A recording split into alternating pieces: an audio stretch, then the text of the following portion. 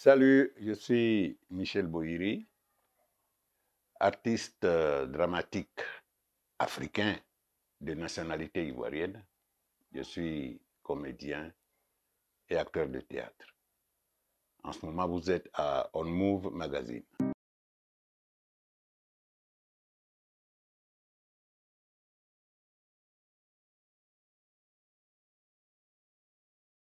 Alors, en tant que comédien, euh, il est évident que j'ai de moins en moins de participation à des productions de spectacles parce que d'abord, les productions se sont fait rares depuis un certain temps ici en Côte d'Ivoire. Néanmoins, j'ai été sollicité hors d'ici pour euh, précisément deux projets de création. Euh, j'ai participé à la création, à la reprise de En attendant Godot de Samuel Beckett à la Comédie de Caen avec un trio de metteurs en scène, Jean-Lambert Wild, Marcel Louis Bozonnet et Lorenzo Malaguera. Et c'est un spectacle qui a beaucoup tourné. Je me suis retrouvé à attendre Godot jusqu'en Chine, au théâtre du peuple de Pékin. Et après ça, le théâtre de Limoges m'a sollicité pour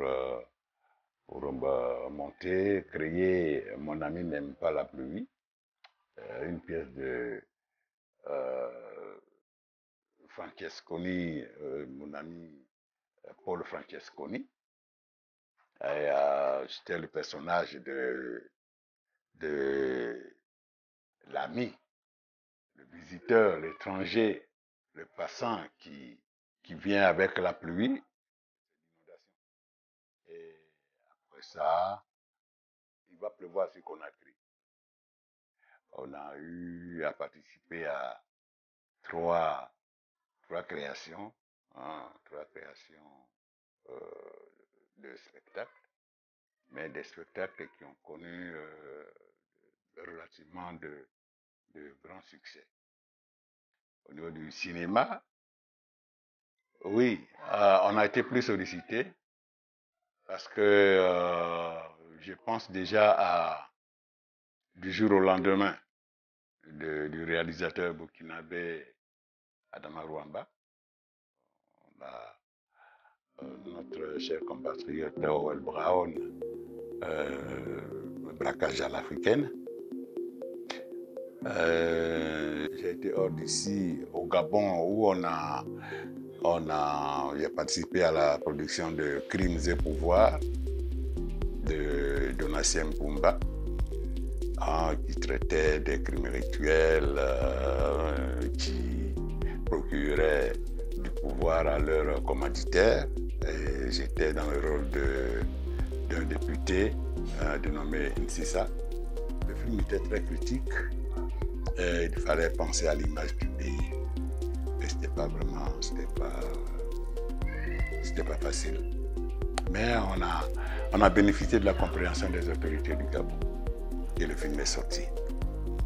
On a, dans la foulée, des sites comme ça, pêle-mêle, au Burkina, encore avec mon cher ami, le réalisateur Feu Missa Ebié, dans La raison du plus fort est toujours la meilleure, où j'étais M. Tembiré, qui pensait qu'il suffisait d'avoir de l'argent pour se mettre le soleil sous les pieds. Et à ses dépens, il a pu se rendre compte que l'argent ne pouvait pas tout acheter. L'argent ne peut pas acheter la vraie dignité. Après, on a repris ma famille, on lui a donné une dimension plus grande parce qu'on lui a donné une dimension panafricaine, je préfère panafricaine. Et je suis resté Michel Bohiri, de ma famille à ma grande famille, je suis resté Michel Bohiri. Les gens peut-être pensaient qu'il allait s'agir, mais bon, dirait que lui aussi, on dirait qu'il était un peu creusé par un virus qui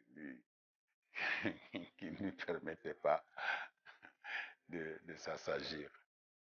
Donc, pendant qu'on était à la reprise de ma famille, devenant dans ma grande famille, j'ai été sollicité pour aller tourner en France. Il a déjà tes yeux en série. Il a déjà tes yeux en série avec des chaînes, des principales chaînes de la France. Et ça aussi, ça a connu un succès. En tout cas, l'audimat, ça a connu un très grand succès. Connu un très grand succès.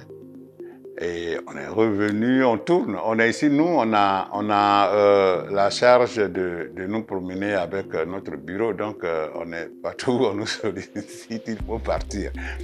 Et on est revenu, on a participé à des productions locales. Diagassa de mon jeune frère Yacine Tounsou. Dans les coups de la vie, cette célèbre série à laquelle j'ai participé sous la mise en scène, la direction, la réalisation de mon jeune frère Alain Djikou. Le ticket à tout prix, de réaliser en tout cas par mon jeune frère Alain Djikou, qui me sollicitait vraiment ces temps-ci. Il y a eu la série Cache-Cache, produite par la RTI. Et on est là, on est ici, mais on est ailleurs aussi où on continue de nous solliciter. Dieu merci.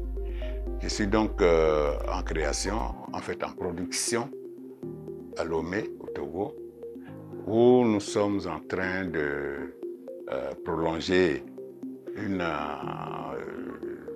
production à laquelle j'avais déjà participé. Nous sommes à la deuxième saison, mais en même temps, on l'a prolongé à la troisième saison, c'est Oasis. Oasis réalisé par notre sœur Angela Kereburu. Et donc, incessamment, je vais retourner à Lomé pour continuer la production. On découvrait le cinéma, on était éblouis, sans comprendre vraiment le processus qui nous permettait de voir ces images qu'on appréciait et tout. On avait aussi de l'admiration pour certains des nôtres qui arrivaient à faire comme ceux que nous admirions de loin. Et on voyait des grands frères comme Sigiri Bakaba, comme même Bienvenue Niba, mon doyen et formateur. Et après, on a commencé à comprendre que le cinéma, c'était pas seulement, sa fonction n'était pas seulement ludique. Le cinéma éduquait, le cinéma informait, le cinéma pouvait faire prendre conscience de choses plus sérieuses.